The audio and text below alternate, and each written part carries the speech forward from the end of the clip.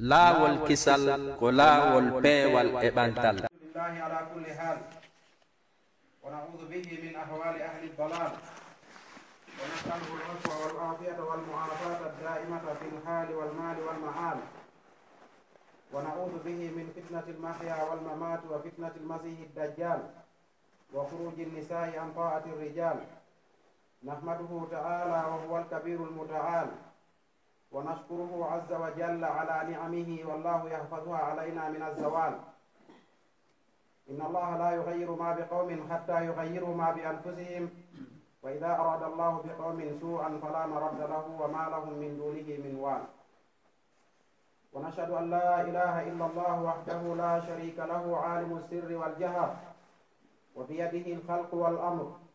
Wa nashhadu anna sayyidana Muhammadan abduhu wa rasuluhu al-mu'ayyad bin nasr wal mukhbar bi maghayabat ad-dahr. القائل صلى الله عليه وسلم يأتي على الناس زمان الصابر فيهم على دينه كالقابض على الجمر. والقائل أيضا ما معناه لا تقوم الساعة حتى يمر الرجل بقبر الرجل فيقول يا ليتني صاحب القبر. وقد مكروا مكرهم وإن الله مكرهم وإن كان مكرهم لتزول منه الجبال. اللهم فصل وسلم على سيدنا محمد المبعوث بين يدي الساعة وصاحب الحوض والشفاعة وأفضل من دعا إلى الخير أتباعا فله السمع والطاعة. اللهم صل وسلم عليه وعلى آله وأصحابه وأهل السنة والجماعة صلاة وسلاما دائمين بدوام الأيام والليال. يا أيها الذين آمنوا اتقوا الله حق تقاته ولا تموتن إلا وأنتم مسلمون. يا أيها الناس اتقوا ربكم الذي خلقكم من نفس واحدة وخلق منها زوجها وبث منهما رجالا كثيرا ونساء واتقوا الله الذي تساءلون به والأرحام إن الله كان عليكم رقيبا. يا أيها الذين آمنوا اتقوا الله وقولوا قولا سديدا يصلح لكم أعمالكم ويغفر لكم ذنوبكم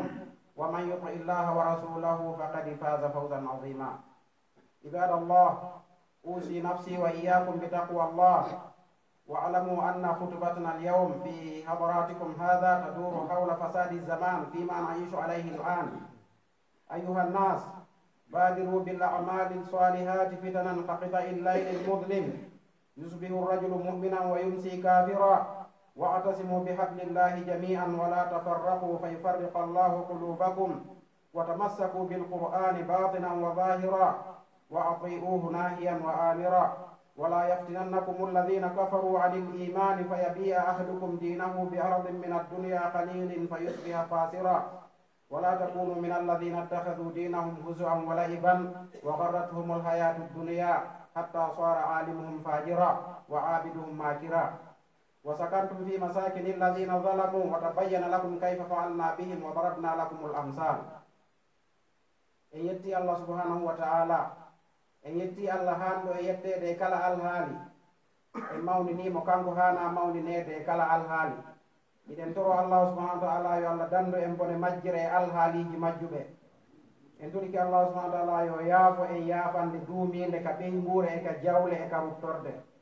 Miɗen molimo kanko Allah yo dando en fitina mayde e fitina gurdang e fitina masihu dajjal e yaltugol rewɓe e nder ɗoftare worɓe. En toriki Allah subhanahu wa ta'ala en yettimo ko kanko hana yettede ko kanko ɓuri towde e bi ko towi ko kanko Allah subhanahu wa ta'ala hanuɗen jarnude dow ɗi nemaji ɗi o nemini e meɗen. Hiɗen toro Allah yo dandende ɗi ɓorete e meɗen. Waɗi noon Allah subhanahu wa ta'ala on daani ka deftere makko mawnde wonde Allah waylata nema mo waɗi e yimɓe fanna man ni ɓe waylali ko woni kon ka wonkinji maɓɓe. Inna Allaha la yughayyiru ma bi qawmin hatta yughayyiru ma bi anfusihim. So o faala nama jiyaɓe makko ɓen kadi lorra ala wawɗo duñude on lorra martina si wona kanko. En toriki Allah yo Allah marti lorraji hakkude meɗen. Iɗen seedi to wonde reweteɗo ala si wona kanko Allah ko kanko Allah woni anduɗo ko feeñi e ko wirni ko kanko Allah ko wiyete kon tagugol e yamirgol ko e jungo makko woni wona e jungo goɗɗo goo. Iɗen seedi to wonde Muhammadu nelaɗo sallallahu alaihi wasallam ko nelaɗo makko walliraɗo doole walliraɗo humpitede andugol ko wirni ko feƴƴi e ko fewndi e ko woni arde e zamanuji feƴƴuɗi. ko ɗum waɗi si Allah subhanahu wa ta'ala on daani haray ɓe heferaɓe ɓe pewji heewɗe e hoore ka diina kono noon pewje maɓɓe ɗe yantata sona e hoore maɓɓe. Allah daali wala yahigul makru sayyi'u illa bi ahli. Nelaaɗo sallallahu alaihi wasallam maaki aroyayi e zamanu wonde hara e ngun zamanu ɗon kala wi'uɗo daroto o jogitora diina makko kan no ka hana jogitorede noon o rewiri Allah no Allah hana rewirede noon no nelaaɗo on sallallahu alaihi wasallam shar'inirani en noon haray ɗum no teddiri o wiiɗo jogoto julɓe reyiite ko ngun zamanu nelaaɗo yewtuno waɗi ɗuuɗi wulure e ko fawi ko ɗum woni ko fewndani en hannde yo Allah dando en bone fitina. Nelaaɗo sallallahu alaihi wasallam maakuno wonde yahoyay ha hewta e zamanu tawa gorko reway e gabru ka gorko wattina o yelo bete hara ko kanko walino e on gabru ɗon o ɓuttina lutta bete ko woni yeeso toon ɗen kono iwa e o aduna wonduɗo e o fitina ɗo ɗen si tawi ko neɗɗo anduɗo hirangol dina muɗum en doriki Allah yo Allah juula e o nelaaɗo ɓeyda teddungal e kisi e hoore makko ɓeyda hoolare e ɓentanede daraja e hoore makko en toro Allah subhanahu wa ta'ala yo Allah on hewtino e nelaaɗo on e weendu makko ɗum o yaññana e weendu ɗum haara enen kay en wawa yaroyde e mayru en toro Allah subhanahu wa ta'ala yo Allah tawno en e defewo nelaaɗo sallallahu alaihi wasallam waɗi noon ala hanɗo jokkede hewti nelaaɗo no wodani nelaaɗo on ɗoftare nelaaɗo on no hana ɗoftede iɗen toro Allah subhanahu wa ta'ala yo Allah ɓeydu teddungal e hoolare e hoore sahabaɓe iwtirɓe ɓaawo makko e kala jokkitiɓe rewiri Allah no ɓeeɗo rewiray noon on Allah bimbi kikiɗe fanni jemma e ñalorma no yirtodira haray musidɓe julɓe tedduɓe yewtere meɗen raɓɓuɗo nden hannde o hutuba meɗen ɗo ko yiiloto ko e sera o murtugol e o fasadu mo jamanu men ngun fewndi e muɗum hannde waɗi noon ka daarirɗa woosi ko nanosi ko ñaamo fitina on no waali e kene ko yeru wo ko wawuɗa hippude gite maɗen daɗuɗa bone fitinaji fewndi ɗin hannde en toro Allah dando en bone fitina haray nelaaɗo sallallahu alaihi wasallam maaki kono yo jiyaɓe Allah yawne waɗugol ko moƴƴi hittine waɗugol ko moƴƴi duumo ton e waɗugol ko moƴƴi sabu noon aroyey e zamanu hara si weeti bimbi gorko weeta e bimbi hara ko julɗo so wattanali hillande no hira kikiɗe hara wontino keefeero sabu ɗuɗɗugol ɗuuɗingol sirku e bide e yeddugol Allah waɗi no woodi kalimaji ɗi tawata hara si neɗɗo hayso ko julɗo so duumike wowlugol ɗin ɗon hayso ko e sama kala o wattanali hara e wonti keefeero yo Allah dande so jogitoɗen diina Allah kan no Allah subhanahu wa ta'ala yamiriri en noon wota en sertu wota en divise wota en fecco sakko Allah sendidira ɓerɗe men ɗen o ɓoora imano e meɗen yo Allah dande jogitoɗen alqur'ana on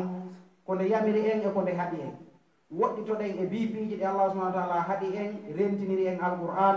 ɓoftoɗen kala ko nelaaɗo sallallahu alaihi wasallam yamiri en rerɗiniri en alqur'an wota en jokku fitina sakko neɗɗo dimo weeta bimbi hara ko julɗo o yeeɓa dimu makko ngun ira kikiɗe hara wonti keefeero ɗum wontanamo ninsi e perdi ko ɗum woni ƴettugol aduna muɗum yeyta e laakara tawa ka wonnoɗo heɓude laakara moƴƴo suɓoɗa welo welo hum aduna raɓɓuɗo gungun ka hoore leydi ɗo ɗen maya hara wonti keefeero yo Allah dande wota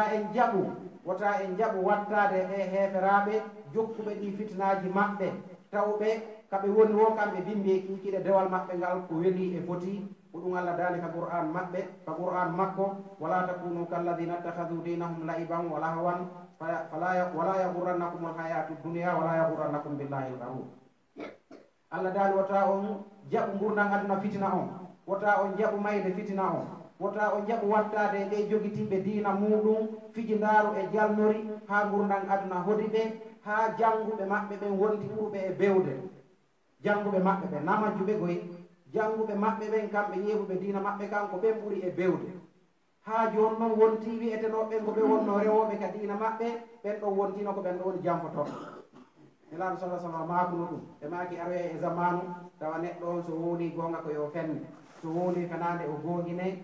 so wolandama yo wowlu o wowla kala ko hendi hara hay o wonday hay so o landaka yo wondu o seeditoto hay so o landaka yo seedito haray nelaaɗo sallallahu alaihi wasallam maakani en e hadis maɓɓe selluɗo wonde ko noon yo gomɗinɓe ñande goo nelaaɗo on ɓe daani ɓe fini e bimbire ɓe majjiti ka ɓe beɗi ɗon ɗen ɓe maaki allahu akbar waylun lil muslimin wa waylun lil arabi min sharrin qad iqtarab sahab nen sonnajo maɓɓe on nen asma maaki haray ko ɗum woni nelaaɗo sallallahu alaihi wasallam ko ɗum woni ko maƴƴutuɗon ɗo nelaaɗo on sallallahu alaihi wasallam maaki bone ɓattike e jamanu ngun sabuna hande udditande wotere e yolnde uddanoɓe ɓen ka yajuja e majuja nde yolnde nde udditike haray gonɗum woni ɗum ko nde fitinaji ɗin ɗuɗata ka hoore leydi sabu na en jannganama kissa ɓen ɗon ko yimɓe fitinaynoɓe ko yimɓe waɗaynoɓe jarrabuyeji e fasadu ka hoore leydi on tuma sonnaji maɓɓe o landi enen nelaaɗo e men halkete hara moƴƴuɓe no woni hakkude amen nelaaɗo salah sallam maki nam haray si tawi woni ha boneji ɗin ɗuuɗi haray sabu ɗum ɗon no wawi halkude fof muɗum si tawi joni yimɓe moƴƴuɓe ɓen ɓe woni hakkude bomɓe ɓen ɓe alaɓe yamirde ko moƴƴi ɓe alaɓe hamde ko boni kon e muɗum ñande lette ɗen ari o huɓitaɓe fof maɓɓe yo Allah dande أيها المسلمون يا أهل الإيمان في آخر الزمان يستخف بالقرآن ويتهاون الناس بالأديان فيطيعون الشيطان ويعصون ربهم الديان ويستيقظ الفتنة ويؤم الامتهان ويتكلم الجاهل ويسقط العالم ويظهر الباطل والإعلان والناس له أعوان ويخفت صوت الحق ولا ينطق به لسان وتصرف عنه القلوب وتتم دونه الآذان وتحم المزامير والعيدان محل التلاوة والآذان وتتحكم النسوان في ذوي المعائم والتيجان وذلك يوم يتشبه الرجال بالنساء وتتشبه النساء بالرجال kono yo gomɗinɓe kono yo julɓe huloɓe Allah kono yo yimɓe iman ɓeyɗen hulugol Allah sabu na sakkitode zamanu ngun ɗo ngungu wuruɗen e muɗum ɗo hande qur'an on o yaltama qur'an on o teddinaka o hikkinaka e nokkure o jonnitaka place makko on yimɓe ɓen ɓe yawitike ko wiyete kon diina fof ko jokki fija jala hande ngu zamanu ngu wuruɗen ɗo hande sa daari ɗo ɗen ko feƴƴata e nder ɗe jemmaje wona o jemma feƴƴuɗo ɗo hande so waddani hilla ko yahata 80% yimɓe yaltaɓe ɗo fettina piiji sa daari ɓe a taway ko julɓe sabu honɗum iɗen seediti wonde e nder nde saare nde wonɗen ɗo no jeeya e ɓurɓe ɗudde ɓen e saare nde yimɓe julɓe joni noon ko homɓe on wallitade ɓe heferaɓe awa sembingol e fitina maɓɓe o ɓay na dina ɗum wiyete seede ko andirton na dina ɗum wiyete gooƴina wonde jibinede annabi Isa ko e o 31 décembre ɗo ɗe woni ko karamokoɓe julɓe ɓe woni ko fottani ka calendrier ɓe falɓe annabi Isa jibinede makko ɗum nayi hiver hawruno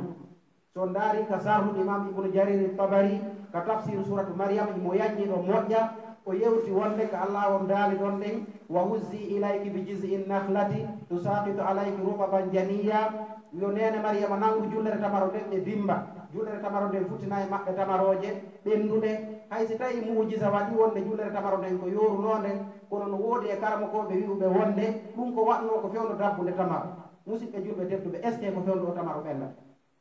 tamaro wona e hiver ɓendata ɗum hawra e 31 décembre hande wona e ɗum janggo e yon andu kadi annabi Isa feƴƴin yehi ko duuɓi hewɗi si calendrier o fuɗɗa waɗede zamanu makko donc ta goto e julɗo jaɓo wadde ko hakkille makko wonde ko 24 décembre annabi Isa jibina dennabo makko waɗi e le 31 décembre koma haalu la yusabbihu bihil iman gomɗinal wawata gonginde ɗum annabi Isa ko jibina ko fewno dabbude tamaro fewno ko tamaro ɓendata ɗon ɗum noon wona e hiver wona e décembre wona e janvier donc wawe ittude haqqillaji meɗen taw wonde ko calendrier on calendrier moɓe jogiti ɗo ɗen ko gongaji kono ko heewi hande ɓiɓɓe julɓe ko ɓuri tentinde enen fulɓe ɓen hande sinnama ɗo 31 décembre woɓɓe sodanayi ɗum jonji sodana ɗum paɗe ɗum no ƴetta waɗa juldere ha joni pay ɗo ko ɗum ɗon marani sentiment julde donki e suuma e ɗum kam wallina noon ɗum hewta e pay ko sodantaki hay hunde ko wiyete cadeau ko si hewti ɗo ɓe immo ara maw maɓɓe kadi no andi ɓe yaha e fettingol piiji ɓe waala hiirude ɓe arta ɓe waalo kadi wiyata ɓimɓe kamɓe maɓɓe fof ɓe jooɗo deere ɓe kafe e tabal goto wono yiɓe hirande din taw ko on adna woni hen naɓude wallahi billahi ko bida fellitanen hoore men waɗugol ɗi fetti yalta fettina piiji ɗum ko bida ni wona yewi o aɗo ɓay ko leyde heferaɓe ni majorité on ko kamɓe donc en ala ko wawde sa joni ɓe ka suudu ma a jaɓali a yaltude waɗa hay hunde sentiment on andata si tawno joni hara ko gonga maɓɓe hara joni awa wiyede ko fi fete on ɓay ko jibinede maɓɓe annabi Isa kamɓe chrétien ɓe ɓen joni awa hanno ɓe waɗa ɗum ka église ji sa yeehi a tawa église ji fof no wiiri kono ka tarawoje ka yaasa e ka place ji ko juɓɓe tuwoni mawɓade toon en sembinana ɓe e fitinaji maɓɓe joni noon yen andu no jeeya e mandeji garagol dargal sugu ɗi piiji nde tawata hara yimɓe ɓen fof ɓe ɗoftike saytane ɓe yeddi jooma maɓɓe ɓurɗo towde on tawɗo kon ɗo woni moƴƴo okkowo ɓe findini fitinaji ɗin jarrabuyeji ɗin feeñi hakkude jama on yeehi ha joni rewɓe fof ɓe yalti e ɗoftare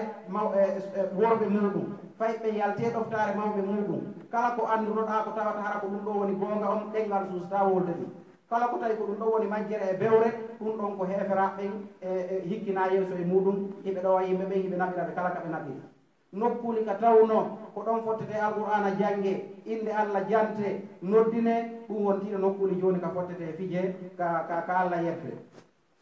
yehi ha hewtani zamanu ngu ka worɓe nandindinnoto e rewɓe nandindinno e worɓe iɗen toro Allah subhanahu wa ta'ala dando e gonɗi fitinaji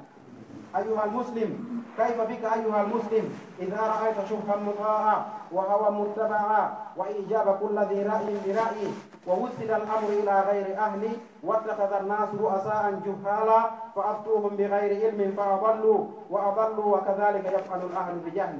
وكيف تكون التمسك بالدين وأحكامه وأهل الأرض لا يعبدون إلا المال ولو جاءهم من غير علم ولا يهجون بيت الله ويحبون العاجلة ويذرون وراءهم يوما ثقيلا ويأكلون التراث أكلا لما ويحبون المال حبا جما ويقولون لو كان فلان كريما والله لأطعمه ويقولون نطعم من لو يشاء الله يطعمه ويستحب القوي منهم مال الضعيف وربما حكم العالم بجواز ضربه وسجنه وقتله يقول سبحانه وتعالى في محكم تنزيله ولولا ضفر الله الناس بعضهم ببعض لفسدت الأرض ولكن الله ذو فضل على العالمين يصيبهم بفضله ويعاقبهم بعدله ولا يزال طائفة من هذه الأمة على الحق ظاهرين لا يضرهم من خالفهم حتى يأتي أمر الله والمحفوظ من الفتنة من حفظه الله والمحفوظ من الفتنة من حفظه الله من السوء في قوله تعالى وفعله فأما الزبد فيذهب جفاء وأما ما ينفع الناس فيمكث في الأرض وكذلك يضرب الله الأمثال haray musidɓe julɓe tedduɓe ɓeyden hulugol Allah ɓeyden renade e ɗipiiji ɗi haɗa ɗen ɓeyden wadde ɗipiiji ɗi yamira ɗen sabu no aroye e zamanu tawa yimɓe ɓen fopp ko aduna faala yimɓe ɓen fopp ko aduna faala wa takuluna turasa akla lamma hiɓe ñaama jawle ngeenaari e jawle ndondi hattirde e ñaamugo so wattani hilla e nder communauté men on na woɗɗuɓe taw enen guinéen gon 80% ma 90% e nder probléme ji wonɗi waddude yimɓe ɓen ko fi aduna ayata ɗo yimɓe no haɓi ma no taƴodiri tawi ko wadde ɓe kon ko fi ko heɓorta ila ñande ma yahiɗi yeeso ko toujours koko heɓorta gaani mayde nde nga waddata yimɓe ɓe ko ɗum woni elde dewle ko ɗum woni murtinde fayde ko ɗum woni taƴude enɗam ko ɗum woni wadde probléme ji ɗin e hoore leydi ɗin ɗo fof ko ila gaani gabru o wona ila ka gabru heɓi yeeso ton ndi wi ko woni e wadde ɗo ko imma fi jawdi waddiɗe ma fi tereñi ma geriɗiro fi ɗaɓɓere teddule e ɗaɓɓere jaahu e ɗaɓɓere mantede e ɗaɓɓere fedde e ɗaɓɓere e teddungal e ɗaɓɓere jentanede ma ɗaɓɓere jawle ma ɗaɓɓere ɓiɓɓe ma ɗaɓɓere do en tout cas ɗo ko heɓorta ka aduna gaaɗa so wattani hilla a yiyata ɗo yimɓe no haɓi tawa ko fi ko woni waddude ɓe kon ko fi ko teddinta mandaki goɗɗo ñande mo peesane ma ko fi ko lumbinta goɗɗo sirade ñande himo lumbude ma ko fi ko jonnitoytamo golle makko ɗen gaƴungo ñaamo ñande golle moƴƴe e bonɗe no jonnitoyede en toriki Allah subhanahu wa ta'ala ya Allah danɓe bode fitna aqulu ma tasma'una wa astaghfirullah li wa lakum wastaghfiruhu innahu huwal ghafurur rahim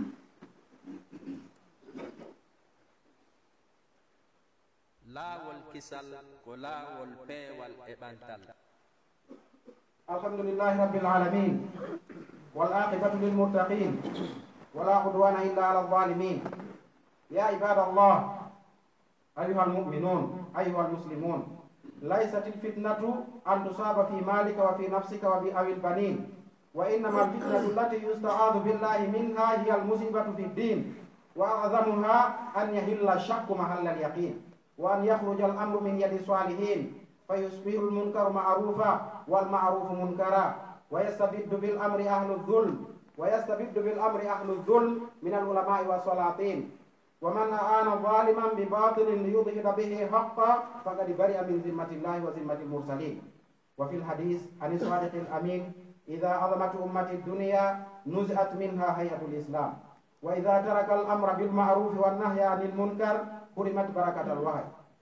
وإذا تثبت أمتي سقطت عين الله في قلوبهم قال قل فلله الحجة البالغة فلو شاء لهداكم أجمعين إذا رأيت أيها المسلم فيما نحن نعيش عليه الآن في فساد الأخلاق ومجاهرة الفسوق بأوصاف النفاق رأيت بونا شائعا بين المسلمين وتعاليم الكتاب المبين وسيرة خاتم النبيين وما أبعد ما بين الصحابة والتابعين وبين الذين يكذبون بيوم الدين ويدعون اليتيم ولا يحضون على طعام المسكين. قال رسول الله صلى الله عليه وسلم: إذا كانت أمراؤكم خياركم وأغنياؤكم سمحاءكم وأمركم شورى بينكم فظهر الأرض خير لكم من بطنها، وإذا كانت أمراؤكم أشراركم وأغنياؤكم بخلاءكم وأمركم إلى نسائكم فبطن الأرض خير لكم من ظهرها. الله أكبر. والله لا تقوم الساعة إلا على شرار الخلق عند الله، ولا تقوم الساعة على الأرض من يقول الله الله، ولا تقوم الساعة حتى يرفع القرآن ولا يهجون بيت الله، وحتى يظهر الجدال ويكثر القتال فتقل الرجال حتى ما يكون لل50 امرأة إلا القيم الواحد. وكذلك قال الرسول صلى الله عليه وسلم: إذا ذهب الصدق ورفعت الأمانة واستخف بالصلاة وظهر اللواط والزنا وتشبه الرجال بالنساء وفاض المال عند الشفهاء فانتظروا أمر الله. يقول جل وعلا في محكم تنزيله: وكأي من قرية عتت عن أمر ربها ورسله فحاسبناها حسابا شديدا وعذبناها عذابا نكرا فذاقت وبال أمرها وكان عاقبة أمرها خسرا. فاتقوا الله. قل لعبادي الذين آمنوا يقيموا الصلاة وينفقوا مما رزقناهم سرا وعلانية من قبل أن يأتي يوم لا بيع فيه ولا خلال. اسمعوا يا عباد الله، اسمعوا بعد ما يقوله الرسول صلى الله عليه وسلم في فساد الزمان. أقبل ما سمعت أيها المسلم من كلام نبيك بالسمع والطاعة والامتثال. وقيل لرسول الله صلى الله عليه وسلم: أخبرنا يا رسول الله عن قوله تعالى: يا أيها الذين آمنوا عليكم أنفسكم لا يضركم من ضل إذا اهتديتم. فقال: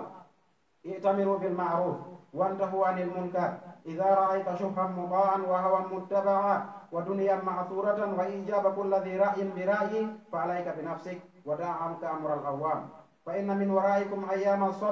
الصبر فيهن مثل القابض على الجمر للآمل فيهن مثل أجر 50 رجلا يعملون مثل عملي فهنيئا لك يا مجنب الفتن وسيئات الأعمال. إن يتي الله سبحانه وتعالى en toro Allah ɓeydudetungal e hoolare downe laaɗo meɗen Muhammad sallallahu alayhi wa sallam. musidɓe julɓe tedduɓe ɓeyden hulgol Allah woɗɗitoɗen ɗi fitinaji ɗi wonɗen wurude e hoore muɗum hannde. toroɗen Allah yo Allah dande en nde o ɓorata ɗi nemaji ɗi wonɗen e muɗum. toroɗen Allah subhanahu wa ta'ala yo Allah tawɗe dewe ɗe wonɗe rewde ka hoore leydi ɗo ɗen yo taw ko hoore men wonɗen waɗande wona yimɓe wonɗen ɓurkanade. sabu noon no jeeya e yimɓe perduɓe ɓurɓe e perdude nde neɗɗo wonata ka hoore leydi ɗo tawa imo juundi julde timmude, imo itti zakka timmuɗo, imo tinni e dewe ɗen fof kala ko Allah yamirimo imo wadde. kono tawa tooñeji ɗi o tooñi ɗin jiyaɓe ɓen ka hoore leydi ɗo ɗen no ɗuuɗi ɓuri dewe ɗe o wadde. hewtoye ka dargal ton joddi ndi ko ka baraji ma wona ƴettede. so ɗum ƴettama ka baraji ma jonnama ɓe tooñoɗa ɓen ha tani a luttira baraji hay hunde tawa hande kadi ko bakkatuji ɓen ɗon jonneteɗa yoro baraji ko jonnayno ɗaɓe kom. yo Allah subhanahu wa ta'ala dande yen andu noon o fitina mo wonɗe sifade fi mum ɗo wona wonde ko fitina on ɗo ko perdugol jawdi ma ko faɗugol ɓiɓɓe ma ko faɗugol teddugal ma ko faɗugol jentanede. fitina ɓurɗo mawnude mo jeeyaɗo Allah dowa torade Allah yo Allah danduma on ko fitina on ka nder diina. musidɗo julɗo si yehi ha hewtanima tawa a suusata rewirde Allah no Allah hana rewirede noon, a suusata feññinde diina ma ka yeeso heferaɓe. yehi ha joni tawa l'islam ma o lutti ka nder ɓerde ɗum a suusata feññindemo ma ɗum hatti ila ka samurma heeɓi ka terasum maɗa ila ka nangutoɗa tarawo on a suusata feññinde l'islam ya andu haray fitina on naati ka nder diina ma. yo Allah dande fitina ɓurɗo mawnude on wonde neɗɗo tawata hara so wattanali illa diina makko ka yeeɓoray. joni noon ko honnu wonata sabu ɗum kone sikke ɗen wonata place ka gonga o wonayno ɗon. hari ɓawoɗo e zamanu ala hoolaɓe hewti yeesoɓe, ala hoolaɓe hewti imamuɓe, ala hoolaɓe hewti lamɓe ɓe, ala hoolaɓe hewti mawɓe ɓe. joni noon sen wattani hilla e wonɓe ardade nokkeli hewɗi hande sen wattani hilla tawa ko joƴƴiniɓe kaɓe woni e ardade ɗon koye hoore toñi woni ko joƴƴiniɓe. tawa ko koforu fenande molanandu wona mollede o joƴƴine e hoore mayru o ɓorno dolokilla bangi o jooɗo o sikka o malama. wota en sikku mande malede ko heɓugol aduna moɗo buyi ko ɗon falti. yimɓe hewɓe sikkay mande ko andirte neɗɗo on malama ko si tawi piiji ɗin kalna ɗo fof ne wani keɓa. alhamdulillah minen mi arleyɗe porɗoɗe hitande ar min heeɓi kay tigi tigi on e lebbi seeɗa han ɓeygur men fof ari ɗo tout va bien alhamdulillah. oti sikka ko mande o malama no tawa sa naati ka makko piiji ɗi fof no timmi hino dande hino armoire hino piiji fof ñameteji no woodi tawa hay hunde ala ko mankirimo e sengo aduna mo kota e sikku ko ɗum woni mande e malede ko andirta neɗɗo so tawi o malama ko si Allah newnanimo feere tottugol farillaji ɗi Allah farlimo ɗi ɗum ko goho mande ɗiɗaɓere nden ko so tawi Allah newnanimo woɗɗitagol piiji haɗaɗi e si Allah newnanimo toragol feere toragol Allah yo Allah jaɓanmo dewɗe woni rewde Allah ɗe ko ɗum ɗo woni mande ko andirte goɗɗo no mala wona mande wona piiji weloji aduna ɗi hewɓe sikkata ko ɗum woni mande ko andirte goɗɗo malama joni noon si yeehi ha gonga on ƴetti place moƴƴe ono sikke ɗen ƴetti place ka gonga o wonayno ɗon tawa hande kay fewjoje ɗe wonti e jungo yimɓe ɓurɓe e bonde ɓen ye en andu awa haray ko ɗum ɗo woni mande daragol dargal ngal ande haray dargal ngal ko hewtugal ka daro kala noon walluɗo tooñi kala dariɗo jiwnadi tooñi fiyo bonnir ɗum ɗon gonga on yo andu o sortike ley ɗowdi nde Allah subhanahu wa taala ɓohoyta liggiyaɗi makko moƴƴude yo Allah dande nelaɗo salah sallam maaki hadise selluɓe ɓe maaki si yeehi ha mofte an ɗen ɓe mawnini fi aduna alhaali mande l'islamu o mehete ka ɓerɗe makko si yeehi ha neɗɗo tawi ko hittini o ko fi aduna a yiyay ɗo ɗen mandeji ko andirten noon no e hoore men tigi ko konde yewtude ɗo wattane hilla e jogui ɓen ɗo fayde ji on ko honno ɓe kippirta fino fay maɓɓe janggirta école ji français ɗin e ha ka ɓe hittini fiyo fay maɓɓe janggo ɗon alqouran a yiyay ɗo goɗɗo no wakkilo ɗo immagol e 5 heures de matin ɗum mari pay koye janggay koye école ji différent o naɓa kunto to o naɓa kunto to o naɓa kunto to so hewtaka suudu makko siko yaha o golle so yaha tawa si hewti ƴettugol baykum makko kon adda kon ka julirde e ustasi ɓe jalnamo kon dina tawa ɗum ɗon kanko emo hayfini fi muɗum o ha jaaka koyto a ɗo hawrodirale leerde o yahata école donc haray ɗo ko ka école woni yahude taw hittina ɗum ɗon naɓa pay koye jougol tennis ko ɗum woni mande mawningol aduna ta en sikku ɗum koye hoore woɓɓe goo ɗum arti no e hoore meɗen tigi yo Allah yaafoy nelaɗo salah sallam maaki si mofte an ɗen ila woni kaɓe acciti yamirgol ko moƴƴi ɓe acciti haɗugol ko boni barki waha yo ittete maɓɓe few fi honnum ko yamirte ko moƴƴi kon e ko haɗete ko boni kon fof ko annaba ɓennanira sen acciti konguɗi ɓen ɗon ɗin haray barki waha yon hatti e jokkuno ɓen ɗum no haray enen hewtani yo Allah dande